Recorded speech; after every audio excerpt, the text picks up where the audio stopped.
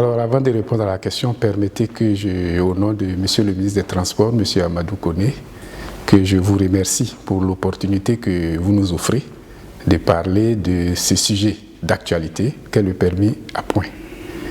Permis à points, il faut d'abord savoir ce que c'est.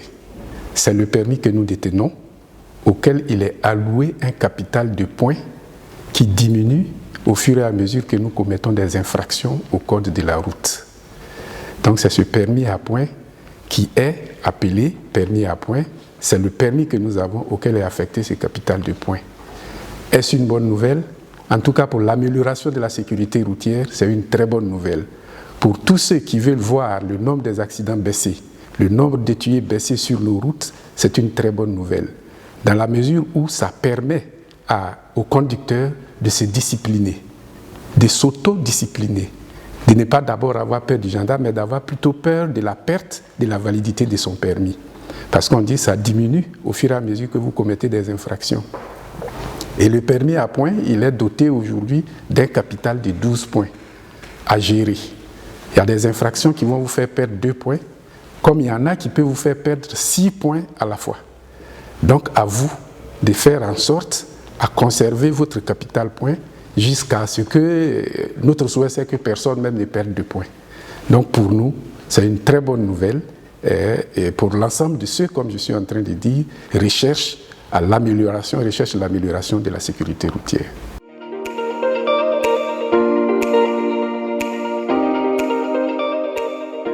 Alors, j'ai dit, on garde nos permis, parce que là, il faut rassurer les Ivoiriens, il faut rassurer l'ensemble des usagers. Il n'y aura aucune démarche administrative à faire, il n'y aura aucun frais à débourser. Ce permis que vous avez, il a une copie qu'on appelle la copie électronique dans notre base de données. Et c'est sur cette copie électronique que nous allons faire la gestion de votre capital de 12 points.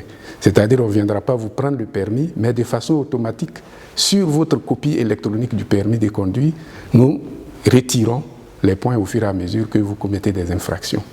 Alors, à partir du 1er mars, effectivement, compte tenu du fait que tout ce qu'il fallait mettre en place d'abord comme dispositif réglementaire, comme dispositif technique, pour pouvoir arriver à une exploitation optimale de cette innovation, tout cela a été mis en place. Parce que la base sur laquelle repose, et ce qu'a voulu Monsieur le ministre des Transports, pour éviter que l'interprétation des fautes commises ou alors que l'interaction des individus puisse amener à des sujets de susceptibilité, on a préféré que ce soit fait par vidéo-verbalisation. Et ce système de vidéo-verbalisation en marche depuis 2021 nous permet donc de dire que nous avons eu une infrastructure technologique qui nous permet de mettre en œuvre ce permis à points sans que cela ne crée des remous, en tout cas en ce qui concerne la gestion des points, pour éviter qu'on accuse tel ou tel d'avoir fait une mauvaise interprétation de la suite. C'est donc une vidéo-verbalisation, c'est-à-dire un captage de votre image par un radar et la photo est traitée en arrière-plan dans un centre de gestion intégré où se retrouve un officier de police judiciaire habilité à constater les infractions en matière de circulation de la route.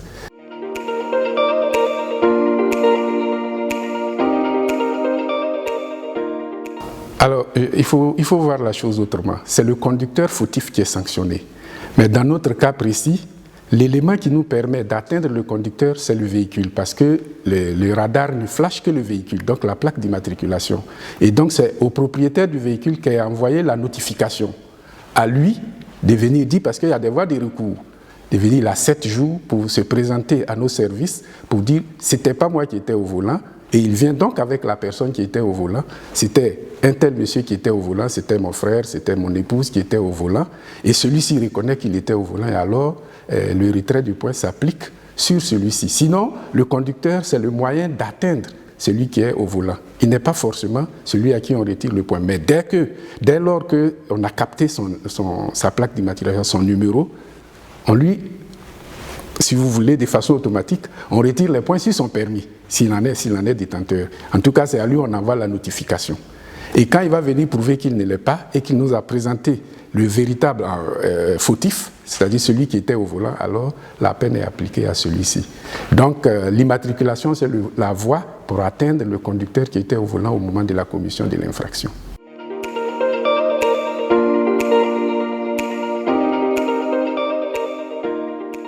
Mais lorsque vous avez perdu les 12 points, dans le cadre de la vidéo-verbalisation.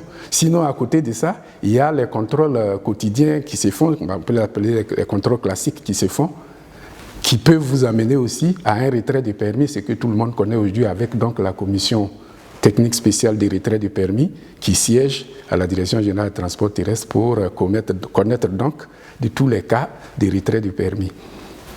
Mais en ce qui concerne le principe du permis à points, c'est lorsque vous avez perdu la totalité de vos 12 points, le capital de 12 points, que votre permis n'est plus valide.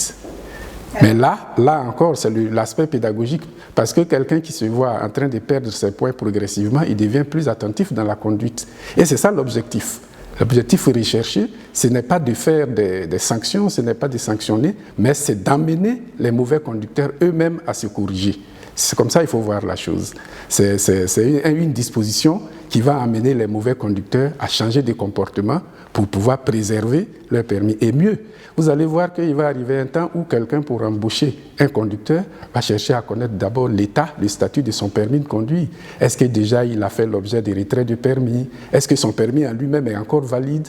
Combien de points il lui reste? S'il se rend compte que par le passé, vous avez été mauvais conducteur parce que sur votre capital de 12 points, il vous en reste que 4 ou bien 6, vous n'avez pas assez de chances que vous soyez recruté par rapport à quelqu'un qui dispose de sa totalité des capital.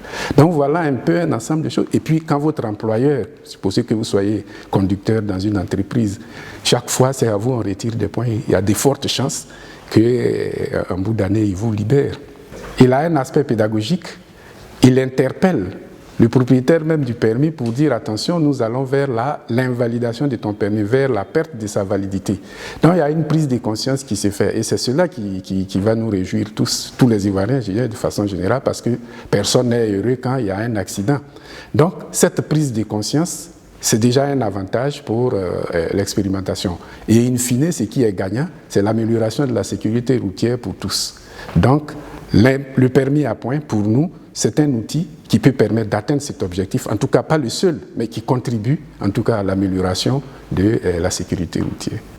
Nous avons une liste pour le moment qui tient compte donc de la vidéo-verbalisation, comme j'ai dit, et de tous les aspects qui peuvent être incontestables.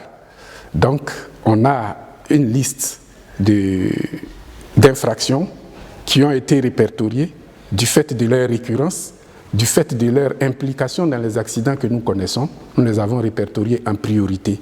Mais progressivement, quand nous allons avancer donc dans la maîtrise de l'outil, que tous les Ivoiriens vont être informés et que le déploiement de cet outil de système de transport intelligent va commencer à s'étendre, au fur et à mesure, les infractions vont s'ajouter parce que, comme je l'ai dit, ce n'est pas une liste exhaustive, elle n'est pas limitative.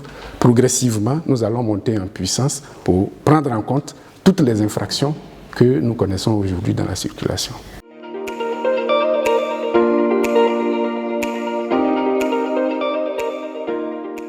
Alors, on va commencer par citer l'excès de vitesse. L'excès de vitesse, ça représente plus de 30% des cas d'accident.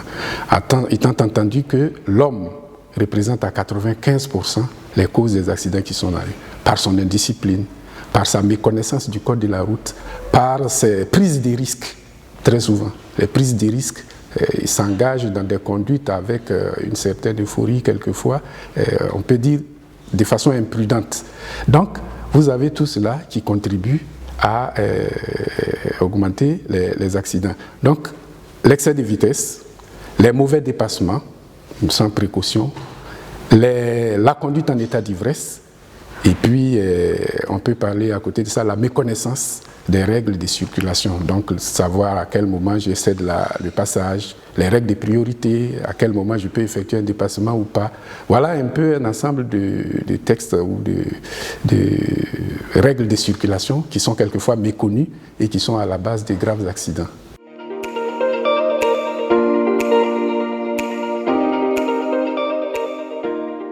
Il n'y a pas que les conducteurs de Bakar, il y a tous ceux qui roulent sans permis de conduire, il faut le prendre comme ça. C'est vrai que de ce côté-là, on peut en trouver beaucoup plus. parce que c'est ce qui nous est donné de constater. Mais de façon générale, tous ceux qui roulent sans permis de conduire commettent un délit.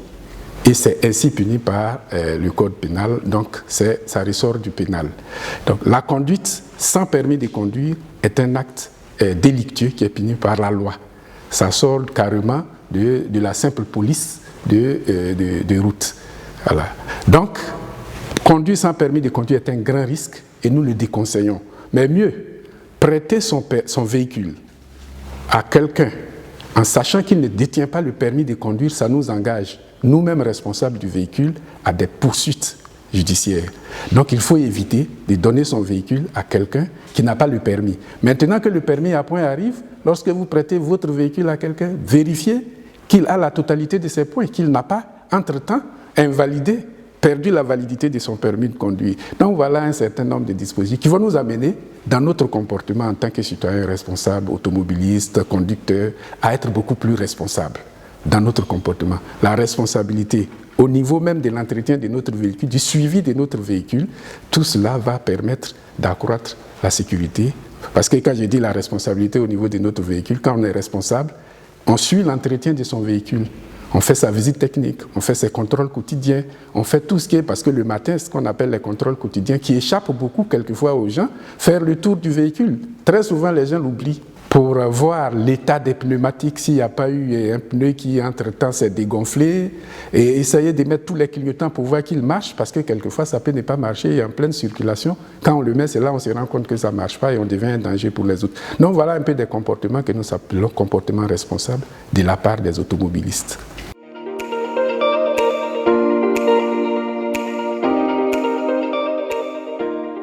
Alors, il y a des voies de recours. Voilà, on est dans un pays de droit. Quand on vous amène la notification, vous pouvez contester. Et on vous donne 7 jours pour contester. Si au bout de 7 jours, vous n'avez pas fait de contestation, donc le retrait du point devient effectif.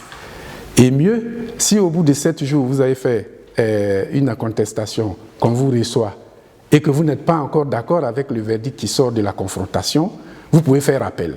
Et puis on vous amène à un autre niveau d'analyse donc de l'infraction commise, au point d'aller progressivement jusqu'à remettre le dossier à un tribunal de justice pour connaître en dernier ressort donc de la commission ou non de l'infraction. Les recours se font auprès des services compétents du ministère des Transports. En l'espèce ici, c'est dans le centre de gestion intégré de la mobilité. Là-bas se trouve un officier de police judiciaire, vous avez tout un dispositif réglementaire qui est là-bas pour connaître donc de l'émission d'une contravention. Donc il y a tout le dispositif, vous avez un officier de police judiciaire qui va signer même la notification qui vous est envoyée et donc qui vous reçoit pour les recours, les contestations. C'est dans les centres de gestion intégrés du ministère des Transports, dans les services. Et en deuxième ressort, comme j'en ai parlé, vous avez la commission spéciale de retrait des permis où siège un certain nombre d'administrations, y compris le ministère de la Justice, qui aussi peut être en deuxième recours le service qui reçoit la contestation.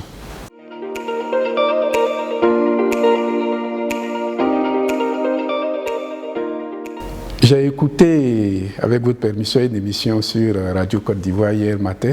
J'ai écouté des auditeurs qui ont trouvé que même c'est trop tard. Parce que, vous savez, ce dispositif existe dans un décret de 2016. Et il a fallu 2022 pour qu'on le relance. Certains ont trouvé que c'est trop tard et que c'était une solution à toute cette hécatombe que nous avons connue jusqu'à présent. Donc même les 2 mois, pour le mettre en œuvre, il y en a qui trouvent que c'est trop, il faut commencer dès demain. Mais en ce qui nous concerne, tout le dispositif est en place.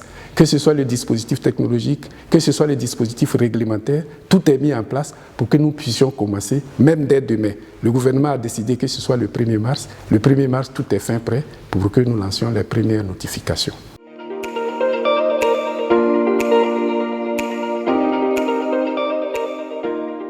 Lorsque le permis a été invalidé, vous avez la possibilité d'en repasser, mais à des conditions. Je profite en même temps pour dire que lorsqu'on vous a retiré des points, il y a 2 façons de les récupérer. La première façon, il y a une récupération qui est automatique, qui joue sur votre autodiscipline. Si vous avez perdu 2 points aujourd'hui et que pendant 2 ans, vous ne commettez plus d'infraction, on vous remet gratuitement vos 2 points, sans aucun stage. La deuxième façon, vous allez faire un stage dans un centre agréé, et puis on vous remet. Mais ce stage ne donne droit qu'à 4 points. Vous ne pouvez pas avoir plus de 4 points au cours d'un stage. Et on ne peut faire plus d'un stage par an. Donc voilà un peu la forme de récupération des points. Alors, quand vous avez perdu la totalité, vous avez une notification qui vous dit que votre permis a perdu sa validité, et le ministre des Transports vous envoie donc cette notification pour dire remettez votre permis que vous avez, parce que nous, déjà, dans le volet électronique, on a déjà verrouillé, et vous remettez. Maintenant, quand c'est remis, vous avez un délai qui peut aller de 1 an à 5 ans avant de prétendre obtenir un autre permis en allant vous inscrire dans une auto-école pour subir les épreuves théoriques du code de la route et les épreuves pratiques pour avoir un nouveau permis et pouvoir reconduire à nouveau. On attend que l'arrêté soit signé pour voir ce qui a été prévu dedans. Ça prévoit jusqu'à 5 ans maximum avant de pouvoir prétendre à passer le permis de conduire, à obtenir un autre. C'est-à-dire que si aujourd'hui vous perdez votre permis, si le délai fixé c'est 5 ans, vous allez attendre 2028 pour aller passer un autre permis. Je voudrais profiter donc de votre tribune pour remercier encore une fois de plus les auditeurs, ceux qui nous suivent, pour l'attention qu'ils portent et l'intérêt qu'ils portent donc à cette innovation majeure du ministère des Transports. Nous espérons que la mise en œuvre de cet outil, de cette innovation, permettra en tout cas de réduire le nombre des accidents sur la route, parce que c'est une disposition qui va responsabiliser chaque conducteur, qui va autodiscipliner chaque conducteur, et de telle sorte que, in fine, nous arrivions à la réduction des accidents graves qui font beaucoup de morts. Vous savez qu'aujourd'hui, nous sommes arrivés en 2021 à près de 1500 tués dans l'année. Et grâce à la présence de la vidéo-verbalisation, en ce qui concerne en tout cas Abidjan, nous avons connu une chute de près de 64% des tués dans la ville d'Abidjan. Malheureusement, comme ce n'est pas encore étalé sur l'ensemble du territoire, le grand nombre de ce qui se passe à l'intérieur a fait que cette baisse n'a pas été ressentie de façon générale sur l'ensemble du territoire. Mais nous en sommes à 1050, c'est déjà beaucoup mieux que ce que nous connaissions par le passé. Donc nous pensons que cette innovation permettra de réduire les accidents. Ça répond à un engagement de l'État de Côte d'Ivoire, un engagement international de dire que jusqu'en 2030, l'État de Côte d'Ivoire promet de réduire de 50% les taux des accidents que nous connaissons aujourd'hui. Le nombre d'accidents que nous connaissons aujourd'hui a réduit de 50%. Donc c'est un effort, un engagement citoyen qui est demandé à chacun d'entre nous pour que non seulement nous protégeons notre économie à travers donc des routes sécurisées, des routes sûres, mais aussi pour que individuellement chacun conserve l'avantage de son permis de conduire pour pouvoir vaquer à ses occupations, à sa promenade ou à ses occupations professionnelles. J'invite donc les usagers de la route, les conducteurs, à être des conducteurs qui respectent le code de la route. C'est ce que nous avons appelé les comportements sécuritaires. Respecter la limitation de vitesse, respecter les règles de priorité. Ensuite, avoir des comportements dans la circulation qu'on appelle des comportements coopératifs. Donc, la tolérance, la patience dans la circulation. Ensuite de ça, avoir des comportements responsables, je l'ai dit un peu plus haut, l'entretien du véhicule fait partie des comportements responsables. Voilà un peu ce à quoi je voudrais inviter l'ensemble de nos conducteurs, l'ensemble de nos usagers à respecter. Je vous remercie.